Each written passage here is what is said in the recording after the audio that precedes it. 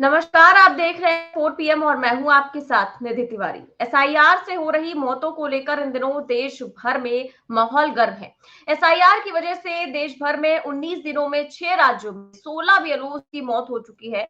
कुछ की heart attack की वजह से मौत हुई है और कुछ ने तो खुद बाकायदा नोट लिख करके सुसाइड किया है। और क्योंकि इतना ज्यादा दबाव उन पर डाला जा रहा है, इस कदर प्रेशर उन पर डाला जा रहा है कि वो नोट लिख करके अपनी जीवन लीला समाप्त कर ले रहे हैं, तब जब ऑलरेडी उनके पास इतना काम है। तो आखिर चुनाव आयोग एसआईआर कराने के लिए इतनी हड़बड़ी में क्यों दिखाई पड़ रहा है कि ये एसआईआर अब जानलेवा साबित हो रहा है। इतने विरोध के बावजूद और एक कम समय सीमा इस समय उन बीएलओस के ऊपर है जिनको ड्यूटी में लगाया गया है। उनके पास दूसरे भी काम है, लेकिन इतना ज्यादा दबाव है कि उनको इस 1 महीने के भीतर ही ये सब कुछ कराना है। तो इतनी जल्दबाजी में क्यों है, ये सवाल पूछा जा रहा है। निश्चित तौर पर चुनाव आयुक्त ज्ञानेश कुमार इस पूरे मुद्दे को लेकर के फिलहाल नजर आ रहे हैं और लगातार उनसे सवाल भी पूछा जा रहा है, लेकिन उनकी तरफ से कोई भी जवाब नहीं आ रहा है। और पश्चिम बंगाल में भी आज बीएलओस के बड़े प्रदर्शन की तैयारी में है, वहां बड़ा प्रदर्शन कर रहे हैं।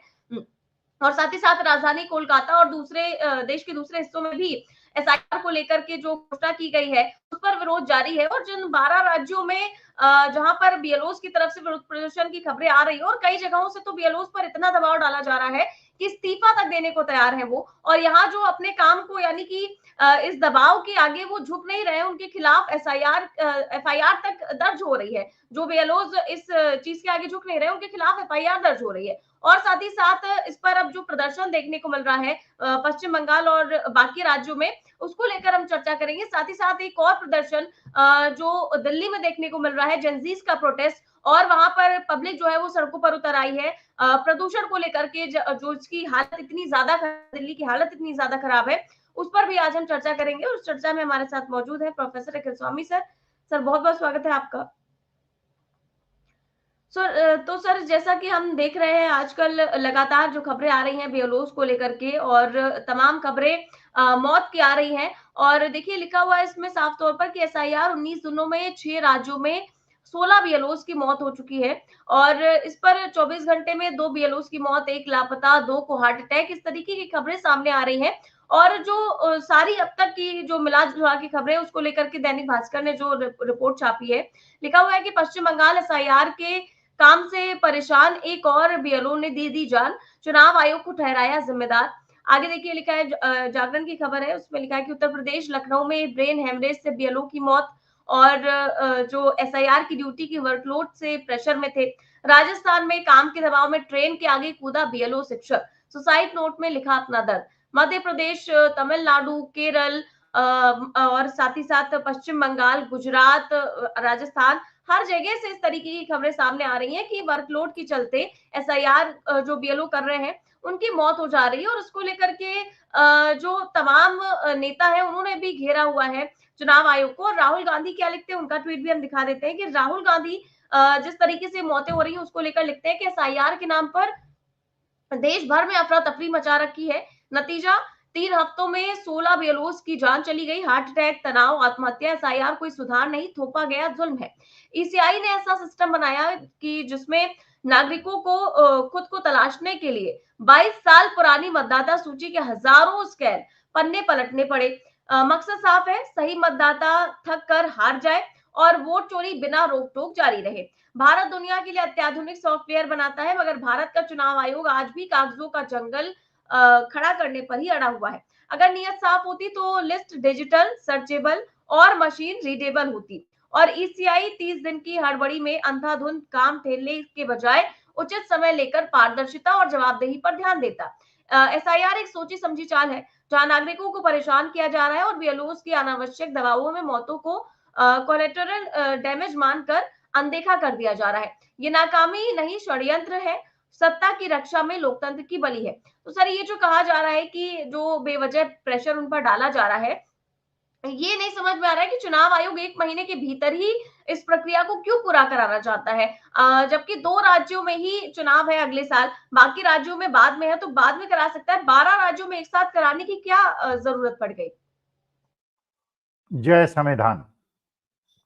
देखिए, सरकारी नियम निधि ये है कि अगर किसी भी कार्यालय में कोई गलती होती है तो उसकी जिम्मेदारी होती है शीर्षस्थ अधिकारी की, टॉप मोस्ट अधिकारी की, उसका डेलीगेशन आप नीचे वाले कर्मचारी को नहीं कर सकते। ये सरकारी एक प्रोटोकॉल है।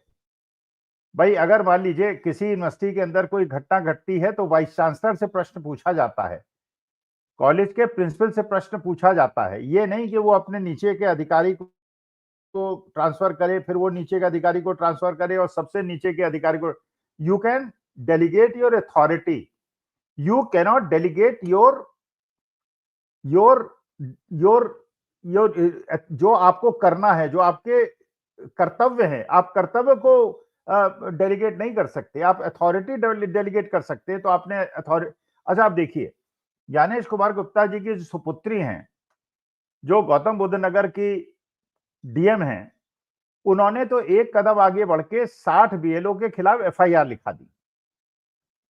और क्या लिखाया उसमें? यह लिखाया कि आप लोग काम में कोताही कर रहे हैं और निश्चित अवधि में कार्य को पूरा करने के लिए आप जो तत्परता की आवश्यकता है वो नहीं कर रहे हैं। ठीक, इसका माने आप कल जो दुष्परिणाम होने हैं, कल जो उसमें कमियां निकलनी है, उसका सारा का सारा दोष बीएलओ को देना चाहते हैं। और आप ये चाहते हैं हर चीज जो है वो गठरी जो है वो बीएलओ के सिर पे फूट जाए। अब मान लीजिए जो कर्नाटका के अंदर हुआ, वहां पता चला 1,05,000 वोटों की चोरी हुई और बीएलओ के भाई ने ही ये पॉइंट आउट किया कि ये तो भाई लिस्ट गलत है और उसी से अपना रहस्य खुलना शुरू हो गया। तो ये लोग जेल कौन जाएंगे? भाई अगर मान लीजिए जिस बीएलओ ने ये सूची बनाई और एक ब्राजीलियन मॉडल के 22 वोट बना दिए उसी की फोटो पे अलग अलग लोगों के, और जिन प्रिसाइडिंग ऑफिसर्स ने 15 प्रिसाइडिंग ऑफिसर्स ने वोट डालने का अधिकार दिया, कल अगर कोई भी सही की जांच होती है तो बीएलओ जेल जाएंगे और प्रिसाइडिंग ऑफिसर जेल जाएंगे। तो इसका मतलब यह है कि अगर आप चाहते हैं कि एक सही काम हो, तो सही काम करने के लिए आपको उनके लिए अच्छा समय देना होगा और उनको सहयोग दिलाना होगा। जैसे एक एग्जाम्पल पहले भी हम लोगों के सामने आया था, बीएलओ से कहा गया नगर निगम में जाएंगे आपको सारी सूचनाएं मिल जाएंगी। अब बीएलओ जब नगर निगम के अंदर जाता है, नगर निगम के अंदर उसको कोई कोऑपरेट नहीं करता, क्योंकि जो चुनाव आचार संहिता है उससे बीएलओ तो बाध्य है, लेकिन नगर निगम के अधिकारी जो हैं, कर्मचारी जो हैं वो बाध्य नहीं है, वो कोऑपरेट नहीं कर रहे। अच्छा, जो बंगाल के अंदर एक आत्महत्या हुई है उसमें उस लेडी ने ये कहा कि मुझे आई एम नॉट आईटी सेवी, मुझे कंप्यूटर चलाना बहुत ज्यादा नहीं आता है। तो अगर एक बीएलओ को कंप्यूटर चलाना नहीं आता और उसको अपलोड करने में परेशानी आ रही है और उसको मदद करने के लिए कोई तैयार नहीं है और उस पर तलवार लटका दी गई है एफआईआर की और जेल जाने की, तो या तो अपनी जान दे या जेल जाए। उसने अपने जान देना स्वीकार किया और जान दे दी। तो इसका मतलब यह है कि मुख्य चुनाव आयुक्त तो कल अपना हाथ झाड़ के खड़े हो जाएंगे, मैं क्या कर सकता था। भाई ये तो जो रिटर्निंग ऑफिसर्स हैं उनको देखना चाहिए था। रिटर्निंग ऑफिसर झाड़ देंगे कि भाई बीएलओस को करना चाहिए था और प्रिसाइडिंग ऑफिसर्स को करना चाहिए था। प्रिसाइडिंग ऑफिसर कौन है? क्लास 2 क्लास 1 का गस्टेड ऑफिसर है, बहुत शीर्षस्थ अधिकारी तो है नहीं। और जो बीएलओस हैं वो अध्यापक श्रेणी के लोग हैं। तो कल जो खतरे की तलवार लटकी हुई है वो किस पे लटकी हुई है? वो निम्न स्तर के अधिकारी कर्मचारियों पे लटकी हुई है। और आनंद कौन ले रहे हैं? पॉलिटिशियंस ले रहे हैं और बाकी सब लोग ले रहे हैं। तो देखिए ये बात तो बिल्कुल पक्की है, बीएलओस को तो 10 दिन पहले ही ये आंदोलन शुरू कर देना चाहिए था कि अगर आप, अच्छा यूपी में इलेक्शन होना है 2027 में, अभी तो 2 साल पड़े हुए हैं, आपको 1 महीने की बाध्यता क्या है? जब केरला सरकार ने आपसे कहा कि लोकल बॉडीज के इलेक्शन है, लोकल बॉडीज के इलेक्शन को खत्म हो जाने दीजिए, तो उसके बाद आप एसआईआर करा दीजिएगा, आपने उसको भी रोकने का प्रयास नहीं किया। तो आप जनता को भड़का क्यों रहे हैं? आप ये बीएलओस को और सरकारी कर्मचारियों को और जनता को ये मैसेज क्यों दे रहे हैं कि नहीं, हम हमारे देश के अंदर लोकतंत्र नहीं रह गया है और लोग अपना जान दें, लोग जो है डाइंग डिक्लेरेशन दें और सुसाइड नोट दें और सुसाइड नोट के अंदर लिखें कि ये जो एसआईआर के लिए 1 महीने की बाध्यता दी गई है उसकी वजह से हम अपनी जान दे रहे हैं। उसके बाद भी जो दोषी अधिकारी हैं वो बच जाएंगे, वो कहेंगे हमें क्या, हमें तो केंद्रीय चुनाव आयोग ने आदेश किया था। केंद्रीय चुनाव आयोग कहेगा कि हमको क्या मतलब, भाई आपको करना था, आपने नहीं किया, जान दे दी तो जान दे दी, जान देना आपके हाथ में था। तो असल में तो इन लोगों पे चार्जेस और मर्डर लगने चाहिए। अच्छा, एक और आपने शायद देखा हो, कुमकुम बिनवाल ने एक यूट्यूब में अपनी पोस्ट डाली, बल्कि एक वीडियो बनाई। उसने कहा कि 22 तारीख को 10:40 पे उसके मोबाइल पे एक मैसेज आता है कि अगर आप 22 तारीख को 12 बजे से 2 बजे तक इस कार्यालय में आके अपना फॉर्म जमा नहीं करते तो आपका वोटर लिस्ट से नाम कट जाएगा। जबकि जो एसआईआर की लास्ट डेट है वो 4 दिसंबर है। लास्ट डेट 4 दिसंबर है और 22 नवंबर को आप जो है नाम काटने की धमकी दे रहे हैं। नंबर 1। नंबर 2, जो चुनाव आचार संहिता है, चुनाव आयोग के आदेश हैं, उसके अनुसार बीएलओ को घर घर जाना है और यहां चुनाव आयोग खुद नोटिफिकेशन दे रहा है वोटर्स को कि बीएलओ नहीं आएगा आपके पास, आप आइए। इसका माने चुनाव आयोग के आदेशों की अवहेलना हो रही है। आपको याद होगा आज से 30 साल पहले एक सुप्रीम कोर्ट का ऑर्डर हुआ था पीके थुंगन और शीला कौल के मामले में। हाउसिंग मिनिस्टर ऑफ स्टेट थे और कैबिनेट मिनिस्टर थे। उन्होंने जो सरकारी नियम बनाया था उस सरकारी नियम का उल्लंघन करके कुछ मकान गलत तरह से अलॉट कर दिए थे। सुप्रीम कोर्ट ने उनको दंड दिया था। उन्होंने कहा देखिए, आदेश जो कानून है वो बनाना आपका अधिकार है, सरकार का काम जो है कानून बनाना है। कानून का उल्लंघन करना सरकारी अधिकारी का अधिकार नहीं है। एक बार कानून बन गया तो उसका पालन आपको करना पड़ेगा। लेकिन अब तो चुनाव आयुक्त ने ये बता दिया है कि हम राजस्थान में रोकेंगे, हम तेलंगाना में रोकेंगे, आंध्र प्रदेश में रोकेंगे, हर प्रदेश के उड़ीसा के अंदर रोकेंगे। जो पुरानी चल रही स्कीम है उनको भी चुनाव आचार संहिता लगने के बाद रोक देंगे, लेकिन बिहार में नहीं रोकेंगे। जबकि ये चुनाव आयोग के खुद के आदेश हैं कि आप किसी को वोट डालने पहुंचा नहीं सकते और ला नहीं सकते। और यहां ट्रेनें दिख रही हैं, हजारों की लाखों की संख्या में लोग जा रहे हैं। अच्छा, कानून का फायदा उठाकर भारतीय जनता पार्टी के 15-20 लाख लोग मूविंग वोटर्स हो गए। कभी वो राजस्थान में वोट देते हैं, फिर वो हरियाणा में वोट देते हैं, महाराष्ट्र में वोट देते हैं, दिल्ली में वोट देते हैं, फिर बिहार में वोट देते हैं। अब बिहार से नाम कटाएंगे, बंगाल में जाके वोट दे देंगे, फिर उसके बाद तमिलनाडु में दे देंगे। तो अगर इस प्रकार का माहौल बन रहा है और जान किसकी जोखिम में है, बीएलओस की और रिटर्निंग ऑफिसर्स की भी नहीं, बीएलओस की और प्रिसाइडिंग ऑफिसर्स की। क्योंकि कल जब पता चलेगा, कभी ना कभी तो देखिए इसकी गुत्थी सुलझेगी। कभी ना कभी तो ये पता चलेगा कि जो 8-9% वोट बढ़े, ये कैसे बढ़े। जो 100% चार्ज बैटरी मिली वो कैसे मिली। रात को 11-12 बजे सीसीटीवी बंद हुआ, एक ट्रक अंदर गई, एक ट्रक बाहर आई। ये भेद तो कभी ना कभी खुलेगा। फंसेगा कौन? नीचे के अधिकारी कर्मचारी। तो नीचे के कर्मचारी अधिकारी जान देने के बजाय और जेल जाने की धमकी से बचने के बजाय अगर सड़क पे आके प्रोटेस्ट करें कि भाई इस तरह से नहीं हो सकता, हम नहीं कर सकते क्योंकि हमें कोई कोऑपरेट नहीं कर रहा, हमें कोई मदद नहीं कर रहा और ये ज्ञान हमें बहुत सारा नहीं है। 1200-1400 घरों में एक महीने के अंदर 3-3 बार जाना और सारी रिस्पॉन्सिबिलिटी को ओन करना। कल कोई गड़बड़ी हो गई तो बीएलओ और प्रिसाइडिंग ऑफिसर में बात आ जाए। ये ऐसी चीज है कि लोग तनाव में जी रहे हैं। लेकिन मेरे ख्याल से लोकतंत्र के अंदर मनोभावना और जन भावना का वैल्यू होती है। तानाशाही के अंदर इसकी कोई वैल्यू नहीं होती।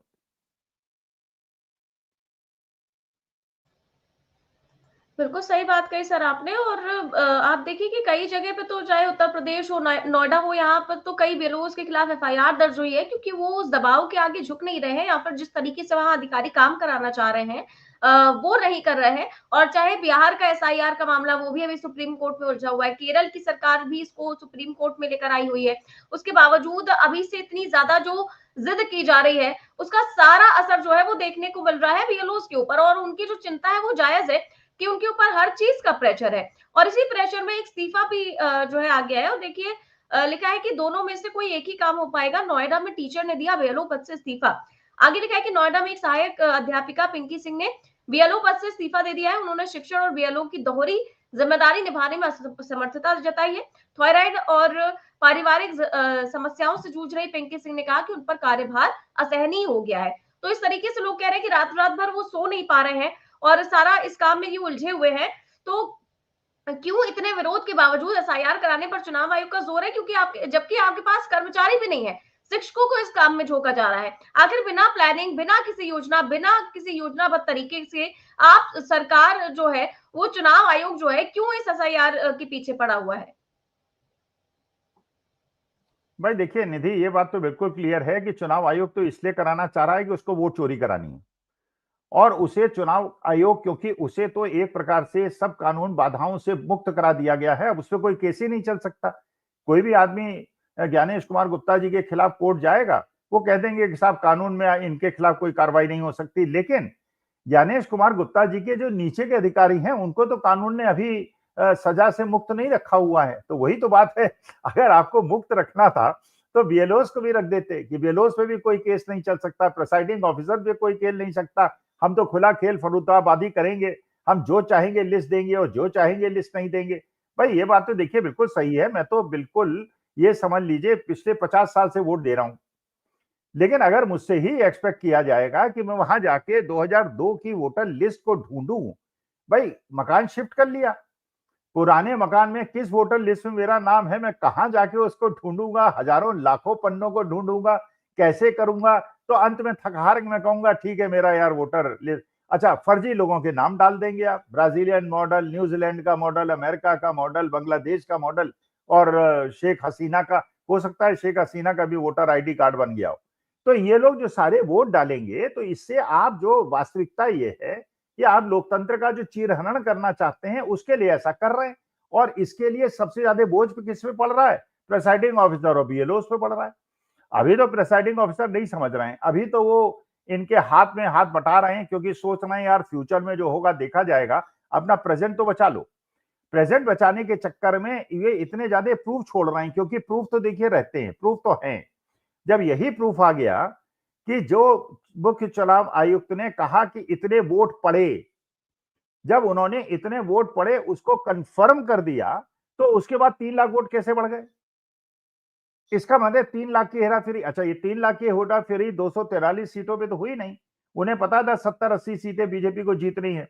70-80 ये जो भी 35 सीटें जीते, भाई तेजस्वी यादव भी 2000 वोट से तो जीतने वाले थे नहीं, वो कम से कम 27,000 वोट से जीतने वाले थे। अच्छा, ये भी बात बिल्कुल सही है कि 80% सीटें हरियाणा हो, उत्तर प्रदेश हो, बिहार हो, बैलेट पेपर से तो अपोजिशन जीतता है और ईवीएम से भारतीय जनता पार्टी जीतती है। भाई मानी बात है कि जो सरकारी कर्मचारी अधिकारी होता है वो भी तो एक रैंडम सैंपल है, नहीं है? भाई मान लीजिए जितने भी लोगों ने वोट दिया उसमें से अगर 2% भी सरकारी कर्मचारी अधिकारी हैं और हर जात के हैं, हर क्षेत्र के हैं, हर धर्म के हैं, वो भी तो एक रिप्रेजेंटेटिव से, उससे बढ़िया रिप्रेजेंटेटिव सैंपल क्या होगा? भाई जो सेफोलॉजिस्ट करते हैं वो क्या करते हैं? रिप्रेजेंटेटिव सैंपल ढूंढते हैं ना, हिंदुओं में से इतने लेंगे, मुसलमानों से, दलितों से, सवर्णों से, गांव से, शहर से, ये इस टाइप की सैंपलिंग करते हैं। वो सैंपलिंग तो सरकारी अधिकारी कर्मचारियों से अच्छी सैंपलिंग कौन सी हो सकती है? अच्छा, सरकारी कर्मचारी अधिकारी अगर सरकार की कार्यप्रणाली से इतने ज्यादा खुश हैं तो उनको सरकार के पक्ष में वोट देना चाहिए। लेकिन सरकार में जो अधिकारी कर्मचारी हैं वो तो 80% अपोजिशन को यूपी के अंदर भी जिताया, हरियाणा के अंदर भी जिताया, बिहार के अंदर भी जिताया, और ईवीएम खुलते ही सारा खेल पलट गया। तो देखिए, खेल तो बिल्कुल खुला खेल है। अब ये बात डिपेंड करती है कि क्या हम लोग, क्या हम भारतवासी, क्या we the people of India can save our democracy और कॉन्स्टिट्यूशन ऑफ इंडिया, और वी कैन नॉट। ये असली मुद्दा है। चुनाव आयोग ने तो डिसाइड कर लिया है, इसीलिए मुख्य चुनाव आयुक्त को एक सुरक्षा कवच दे दिया गया है कि आपको जो करना है करिए, केवल हमें सत्ता में रखिए, आप पे कोई कार्रवाई नहीं होगी। लेकिन उन पे कार्रवाई नहीं होगी, और जिन पे कार्रवाई होगी वो बेचारे अपनी जान दे रहे हैं। बिल्कुल सर, और इसी पर मल्लिकार्जुन खड़गे ने भी ट्वीट किया है। जिस प्रकार से बेलोस पर जो अत्याचार किए जा रहे हैं, साफ तौर पर जो दबाव बनाया जा रहा है, उस पर लिखा है कि भाजपा की वोट चोरी अब जानलेवा रूप ले चुकी है। काम के भार से बेलो और पोलिंग ऑफिसर्स आत्महत्या करने पर मजबूर है। मेरी हर एक परिवार जिसने अपनों को खोया है, उनको गहरी संवेदनाएं। जमीनी हकीकत के मुताबिक ये संख्या रिपोर्टों से कहीं अधिक है, जो बेहद चिंताजनक है। इन परिवारों को न्याय कौन दिलाएगा? भाजपा चोरी की सत्ता की मलाई खाने में व्यस्त है और ईसीआई मूक दर्शक बने तमाशा देख रहा है। हड़बड़ी में प्लानिंग के जबरन एसआईआर लागू करना नोटबंदी और कोरोना लॉकडाउन की याद दिलाता है। सत्ता का दुरुपयोग कर संस्थानों से आत्महत्या करवाना और संविधान की धज्जियां उड़ाना और लोकतंत्र को दुर्बल बनाना भाजपा की सत्ता की भूख का नतीजा है। अब बस, अगर अभी भी हम नहीं जागे तो लोकतंत्र के आखिरी स्तंभों को गिराने से कोई नहीं बचा सकता। जो लोग एसआईआर और वोट चोरी पर चुप है, वो इन निर्दोष बीएलओस की मृत्यु के कसूरवार है। आवाज उठाइए, लोकतंत्र बचाइए। इसके अलावा जो टीएमसी सांसद है कल्याण बनर्जी, उन्होंने गुस्से में एक प्रेस कॉन्फ्रेंस करते हुए बहुत कुछ कहा है। उनका छोटा सा वीडियो दिखाते हैं। And move around the villages of this state. If he doesn't come, I will take that he is a backboneless person. He is a backboneless person. Sitting at Nirvachan Bhavan in air-conditioned room, so many things can be said. Come to the field and do the work. Let him work. They let all the election commissioner, election office, let them work for BLO for few days here. Let us see. Most undemocratic person, most rude person have been appointed as a chief election commissioner. He doesn't have any sympathy for the BLOs. His officers now. BLOs are working under chief election commission. He doesn't have any sympathy for them. উল্টে বলছে শাস্তি ব্যবস্থা করা হবে যদি On the contrary, yes. तो sir TMC सांसद कल्याण बनर्जी जो है वो गुस्से में कह रहे हैं, उन्होंने मुख्य चुनाव आयुक्त ज्ञानेश कुमार का नाम लेकर बोला कि चुनाव आयोग के मुख्य जो चुनाव आयुक्त है वो रीढ़ विहीन है और बहुत ही इनसेंसिटिव है। और साफ तौर से उनका गुस्सा जो है वो देखा जा सकता है, इतनी जो मौतें हुई हैं उस पर, क्योंकि जो अगला जो राज्य है वो उन्हीं के राज्य में चुनाव होना है और सबसे ज्यादा प्रेशर जो है वो वहीं के बीएलओस पर देखा जा रहा है। बड़े राज्य हैं, ये बंगाल हो या फिर उत्तर प्रदेश हो, जहां पर 3 से 6 महीने का टाइम चुनाव आयोग को जरूर से जरूर देना चाहिए ताकि पारदर्शिता के साथ पूरा काम हो सके। सरकारी कर्मचारियों पर अनावश्यक दबाव ना आए, क्योंकि उन्हें सरकारी नौकरी भी करनी पड़ती है और चुनाव आयोग की ड्यूटी भी करनी पड़ती है। और जब ये भी तब आप कर रहे हैं जब आप ये कह रहे हैं कि हम ये चाहते हैं, इस उद्देश्य से ये करवा रहे हैं कि शुद्धिकरण हो जाए वोटर लिस्ट का, तो फिर ये काम वक्त में करवाने का फायदा क्या है? इतने कम वक्त में करवाने का क्या फायदा है? नहीं, देखिए वही बात है, जैसे मान लीजिए मैं आपका उच्चाधिकारी हूं और आप सरकारी कर्मचारी हैं, मैं भी सरकारी कर्मचारी हूं और आप मेरे मातहत कर्मचारी हैं। मैं आपको आदेश दूं, आप लखनऊ में बैठी हुई हैं, मैं दिल्ली में बैठा हुआ हूं, कि निधि आधे घंटे के अंदर दिल्ली आके रिपोर्ट कीजिए। मानी बात है, कॉमन सेंस है। आप कहेंगी भाई दिल्ली आके मैं कैसे रिपोर्ट कर सकती हूँ? सर मैं आपसे वीडियो कॉल पे बात कर सकती हूँ, मैं कैसे दिल्ली आ सकती हूँ? लखनऊ से अगर अर्लिएस्ट फ्लाइट भी लूंगी तो भी मुझे 3 घंटे तो पहुंचने में लगेगा। 1 घंटे के बाद फ्लाइट होगी, घर से जाऊंगी, फ्लाइट में बैठूंगी, फिर आपके ऑफिस पहुंचूंगी। मैं कहूंगा नहीं, अगर आधे घंटे के अंदर आप मेरे पास नहीं पहुंची तो एफआईआर लिखा दूंगा आपके खिलाफ। तो ये तो उसी प्रकार की बात हो रही है ना, ये तो इम्प्रैक्टिकल बात हो रही है। इसका मतलब आप बीएलओस को, प्रिसाइडिंग ऑफिसर्स को ऐसा टास्क दे रहे हैं। अब देखिए उन प्रिसाइडिंग ऑफिसर्स के तलवार, उनको रात में नींद आती होगी क्या? खुद सोचो कि जिन 15 जगह ब्राजीलियन मॉडल ने वोट डाला है, अरे यार ब्राजीलियन मॉडल की फोटो पे presiding officer can not allow vote to be cast, can not. उसको मैच करना पड़ता है। सबसे ज्यादा मैच क्या चीज करनी होती है? फोटो। वो आपका वोटर आईडी कार्ड देखता है और आपका चेहरा देखता है और तब आपको वोट देने का अधिकार देता है। तो सारे प्रिसाइडिंग ऑफिसर्स को आपने जेल जाने की व्यवस्था कर दी। अब प्रिसाइडिंग ऑफिसर बेचारी की तो कोई गलती है नहीं। देखिए मानी बात है, आप भी जानती हैं सरकारी या किसी भी उसमें भाई, लेकिन हम लोग अपने जमाने में करते क्या थे? अगर मान लीजिए हमारे वरिष्ठतम अधिकारी ने आदेश कर दिया ये कर लाओ, हमने कहा सर ऐसे नहीं करेंगे, कृपा करके फाइल मूव कीजिए। मैं फाइल मूव करता हूं, मैं लिखता हूं मैं इससे सहमत नहीं हूं, आप उसे ओवर रूल कर दीजिए और उसके बाद मैं सहमत हो जाऊंगा। कल जब पोस्टमार्टम होगा इस फाइल का तो सर आप जवाब दीजिएगा, मैं नहीं देने के लिए तैयार। और मैंने कई केस में हुआ है ऐसा। मेरे वरिष्ठ अधिकारी में कोई बात नहीं अखिल, आप भेज दो फाइल, मैं इसे ओवर रूल कर दूंगा। ओवर रूल कर दिया, बात खत्म हो गई, मेरी रिस्पॉन्सिबिलिटी खत्म हो गई। तो इसी प्रकार से यहां तो ये हो रहा है ना कि आप बोझा तो लादते चले जा रहे हैं और बीएलओ और प्रिसाइडिंग ऑफिसर्स की बात सुनने के लिए तैयार नहीं है। उनकी परेशानी, अब ये बताइए जिन घरों में मौत हो गई और जिन्होंने डाइंग डिक्लेरेशन दिया है, जिन्होंने सुसाइड नोट दिया है और चुनाव अधिकारियों को एक प्रकार से दोषी ठहराया है, तो क्या इसमें हत्या का मुकदमा या अबेटमेंट टू सुसाइड का केस नहीं बनता क्या? लेकिन क्योंकि भाई मानी बात है कि आज के तारीख में तो सारे एस्टेब्लिशमेंट, सारे इंस्टीट्यूशन उनके पास हैं, वो भी नहीं बनेगा। लेकिन जिस परिवार की महिला ने, बेचारी ने सुसाइड कर लिया, पिता ने सुसाइड कर लिया, उस घर का क्या हाल होगा? लेकिन वो तनाव को नहीं झेल पाया, क्योंकि तनाव को झेलना बहुत आसान काम नहीं है। कि अगर आपको ये पता हो कि एक तरफ तो एफआईआर लिखी है, जेल जाने का रास्ता है, और दूसरी तरफ जो है नौकरी से बर्खास्त होने की स्थिति है या रिजाइन कर दे, तो अब रिजाइन करना शुरू कर दिया लोगों ने। तो इससे बेहतर है तो रिजिग्नेशन ले लो भाई। मौत से और जेल जाने से बेहतर है कि रिजिग्नेशन दे दें लोग, एक मास रिजिग्नेशन सारे बीएलओस दे दें चुनाव आयुक्तों को। और ये कल्याण बनर्जी ने बिल्कुल सही बात करी।